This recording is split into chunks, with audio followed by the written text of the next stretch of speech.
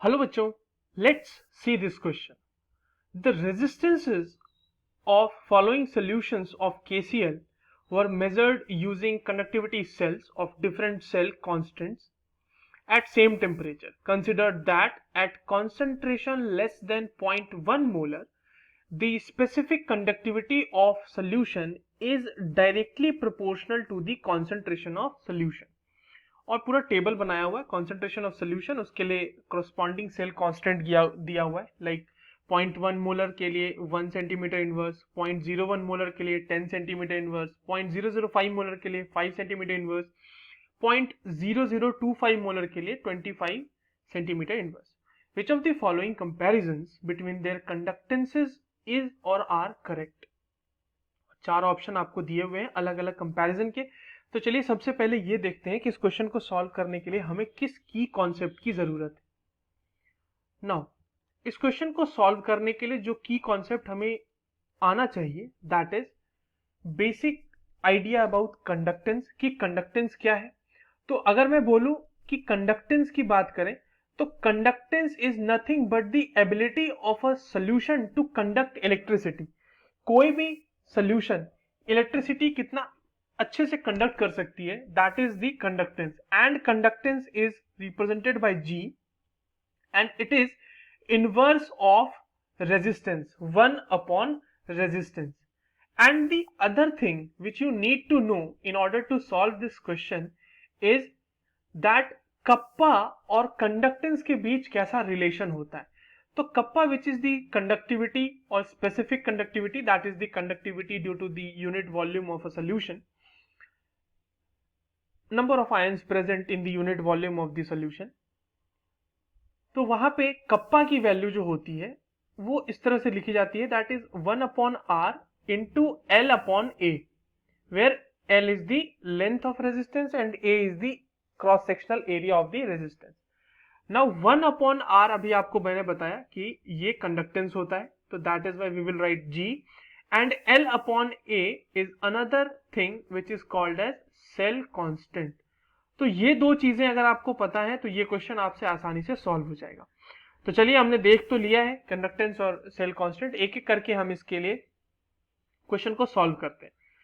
तो अब आपको क्वेश्चन में दिया हुआ है कि अगर कंसिडर करना है कि कंसंट्रेशन अगर 0.1 मोलर से कम है ना, तो specific conductance of solution is directly proportional to the concentration of the solution. इसका मतलब kappa is directly proportional to concentration of solution. अगर यहां पे आप प्रोपोर्शनलिटी का साइन हटाओ तो एक कोई कांस्टेंट आता है, लेट से वो कांस्टेंट मैं मान लेता हूं C.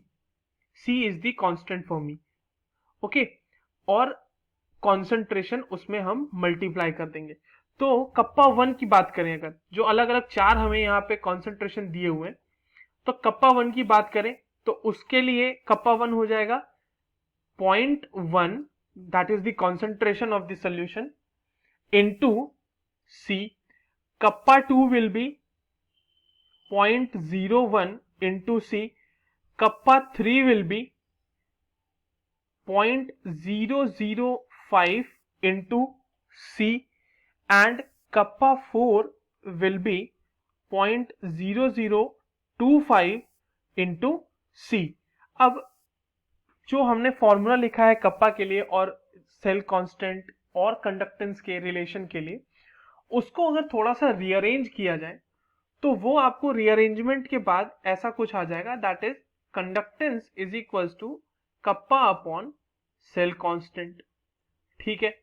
अब सेल कांस्टेंट भी अलग अलग सेल्स के लिए आपको गिवन है और आपको G की वैल्यू फाइंड आउट करनी है. तो चलिए हम G की वैल्यू निकालते हैं. G1 की वैल्यू क्या हो जाएगी, वहां पे कप्पा 1 की वैल्यू रखेंगे तो वो हो जाएगा 0.1 into C upon cell constant which is 1 centimetre inverse. तो G की वैल्यू मैग्नीट्यूड में सिर्फ अगर बात करें तो ये अराउंड 0.1 C ही आएगा. सिमिलरली G2 की वैल्यू क्या आ जाएगी, अगेन आप इसमें सिंपल वैल्यूज पुट करो और आपके आंसर्स आ रहे हैं.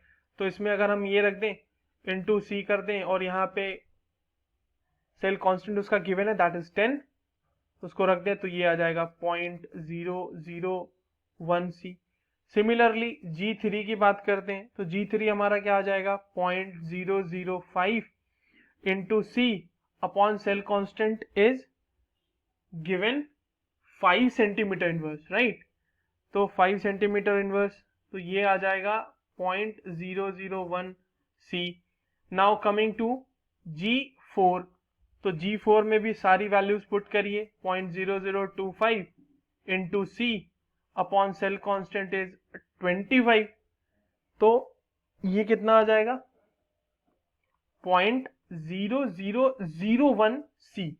अब आप यहाँ पे देखो G1, G2, G3 और G4 की वैल्यू के कंपैरिजन आपको करने, अलग अलग ऑप्शंस दिए हुए। तो मैं ओवरऑल कंपैरिजन अगर लिखूं तो G1 is greater than G2, that is equals to G3 and they all are greater than G4। तो ओवरऑल कंपैरिजन यही है। अब इस पे हम चारों ऑप्शन को एक बार चेक करते हैं। Option 1 says G1 is maximum, बिल्कुल सही बात है, G1 मैक्सिमम है। G4 is minimum, option B, G4 minimum है, दिख रहा है हमें कंपैरिजन में। ऑप्शन सी बता रहा है कि G3 is much more greater than G2, ये बिल्कुल नहीं है, दोनों की वैल्यूज बराबर है, तो C will not be the correct option. D कह रहा है G4 इज मैक्सिमम, हो ही नहीं सकता क्योंकि G4 तो मिनिमम है। So the overall answers correct for this question is A and B. I hope you understood it well. All the best.